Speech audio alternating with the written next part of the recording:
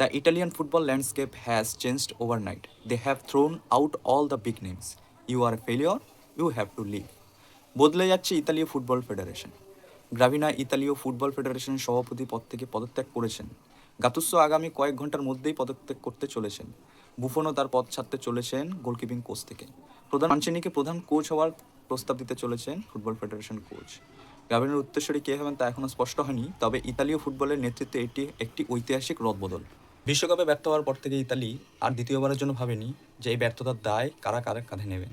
আপার থেকে গ্রাউন্ড লেভেলে পুরো সবাইকে ছাঁটাই করে দিয়েছে এবং দ্বিতীয়বারের জন্য ভাবেনি আমরা বড় বড় নাম নির্দ্বিধায় বাদ দিতে চলেছি, কে কি বলবে। নতুন করে রেভলিউশন আনার জন্য আমাদের সুযোগ দেওয়া উচিত। আজকে আমাদের দেশীয় ফুটবলের দিকে চিন্তা করা যাক। এই ব্যাপারগুলো কিন্তু আমাদের দেশীয় ফুটবলে বছরের পর বছর ঘটে এসেছে, কিন্তু কেউ কারো পথ থেকে নিজের জায়গা ছাড়েনি। নিজেদের জায়গা ছেড়ে দিয়ে নতুন যারা এই জায়গায় কাজ করে দেশীয় ফুটবলের উন্নতি করতে পারে তাদেরও সুযোগ দেওয়া হয়নি। এই কাঠামো স্ট্র্যাটেজিক দিক থেকে আমরা অনেক পিছিয়ে এবং এটা নিয়ে প্রশ্ন তোলার বা কথা বলার জায়গা আমাদের দেওয়াই হয় না।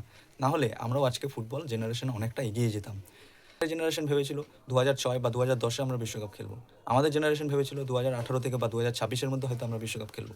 আমাদের নেক্সট জেনারেশনও ভাববে হয়তো 2050-এ গিয়ে আমরা বিশ্বকাপ খেলবো। কিন্তু যতদিন না এমন রেভলিউশন আসবে, ওপর মহল থেকে একদম নিচ মহলে পুরো পরিবর্তন করে নতুন পরিকাঠামোর জন্য ভাবনা চিন্তা করা হবে, ততদিন পর্যন্ত আমরা খালি স্বপ্নই দেখে যাবো এবং আশ্বাসে দিয়ে যাবো জেনারেশনের পর জেনারেশন, কিন্তু আমরা কোনোদিনও এই বিশ্বকাপ কোয়ালিফাই করতে পারবো না। অ্যাজ লাইক ইতালির এই রেভলিউশন থেকে আমরা এই শিক্ষাটা অন্যতমভাবে নিতে পারি, কিন্তু তবুও আমরা জেনে বুঝে চোখ বন্ধ করেই থাকবো। আমার কথার সাথে যদি মতামত সত্য হয়, আপনারা অবশ্যই সেটা কমেন্ট বক্সে জানাবেন।